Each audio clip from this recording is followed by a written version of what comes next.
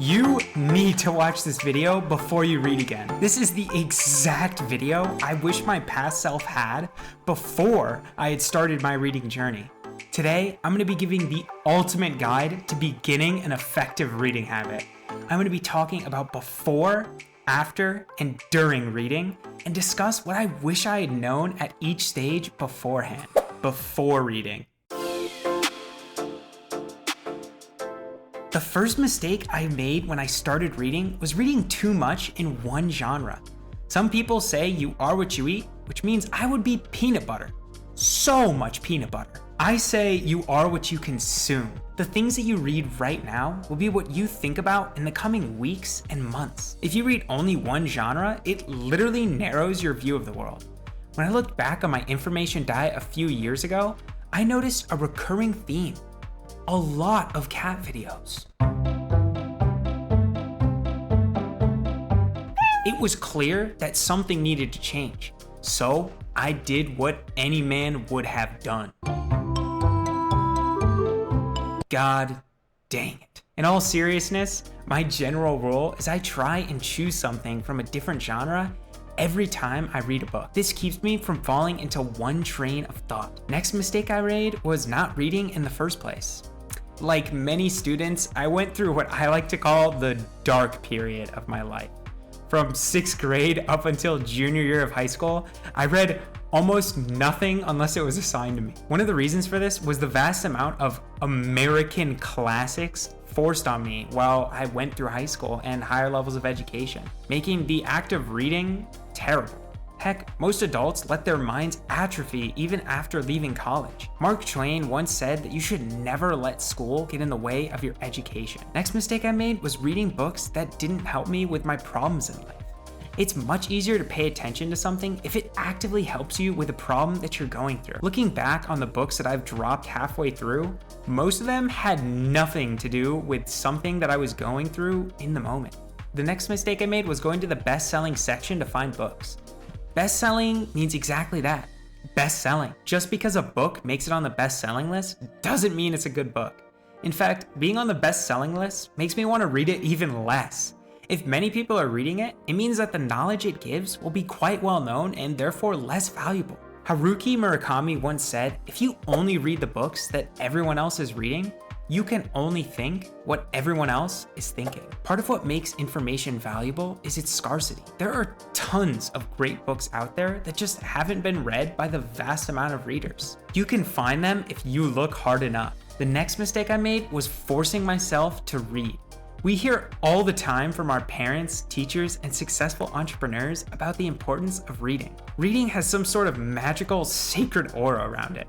When I first got back into reading about a year and a half ago, I remember sitting down on the couch and forcing myself to try and blitz through the entire Wheel of Time series in one go. It's a great series, it's just that for a beginner reader, a 14-book-long series was way too much of an investment. Of course, because of my stubbornness, I kept trying to read past book 1, even though I was hating it. Don't force yourself to read if you don't want to. You have to like reading if you're gonna keep at it. Another mistake I made was not reading a book summary or giving the book an inspectional reading beforehand. 99% of books are not deserving of your time. Because of this, you should utilize a concept brought up in the book How to Read called inspectional reading. In inspectional reading, you skim over the table of contents, chapter headings, index, preface, or a good book summary beforehand to get an idea of what the book is about and if you would like to read it. You need to separate the garbage from those kernels of goodness. I can't tell you the number of times I've bought a book thinking it would change my life, only to throw it on the ground 2 hours later. Those are some of the worst mistakes I made, and many others have made before reading. But it's just as bad during reading as well. One mistake I've made during reading is failing to realize that most books are fluff compiled around a couple of key insights. This goes with the Pareto Principle. The Pareto Principle states that 80% of the inputs account for 20% of the outputs. Never feel like you have to read the entirety of a book if you get the gist. Start skimming or even just skip entire sections at a time. Books need to fight for your time. not the other way around. Another mistake I made was not putting down a book that I wasn't enjoying a couple of hours in. Remember that you should not try and force yourself to read. If you have read a book for 2 hours and feel like it's worse than the 100th season of The Office, feel free to throw it down and never look at it again. No, God! No, God, please, no! No!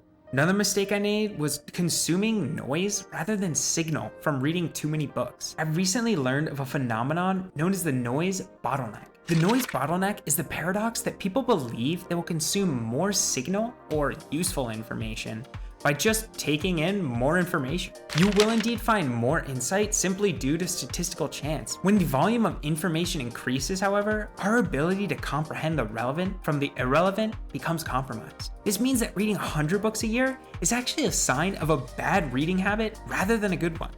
It makes it vastly more likely that most of the books are actually noise. If you're constantly reading, it leaves no time for you to actually act upon what you're reading in the first place. There are only so many great books in the world. Seneca once said that you should be extending your stay among writers whose genius is unquestionable, deriving constant nourishment from them. If you wish to gain anything from your reading, that you will find a lasting place in your mind. There is no need to read 100 books in a year when you can simply prolong your stay with great books. Another mistake I made was not reading with the intention to implement something. Imagine this, you're sitting next to a lovely warm fireplace, enjoying a nice cup of hot tea while reading a book. Life is good. Someone comes into the room and asks you what you're reading. You start sweating. You stumble over your words. You can't remember a single thing from what you have been reading for the past hour. This is what happens when you read without intention. You should act as quickly as possible if you read something you want to implement. Ideally, star or highlight sections of text that you want to act upon and do so right after or that same day. The next mistake I made was not making reading an actual habit. Life gets busy. I totally get it. I'm a student at Cornell, for goodness sake. Sometimes you're not going to be able to read for a couple of days. However, it's more likely that you'll stick to your reading journey if you make it a habit. It doesn't have to be that much. Personally, I read for more than 3 hours a day, but if you want to stick to a 25-page goal or 30-minute per day limit, by all means do so. Another mistake I made was not listening to books at faster speeds. Holy guacamole. If you haven't tried listening to things at faster speeds, I would 100% recommend you do so. I actually have an entire video on why this will change your life up above if you want to see more, but just know that the benefits of doing this are insane.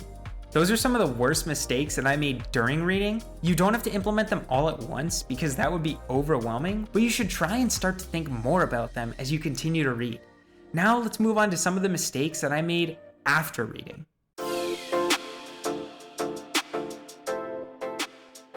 One mistake I made was not taking notes on the book in some sort of digital note-taking app. The author has done much of the thinking for you in creating their book. They have already neatly organized everything into chapters and given a rough structure.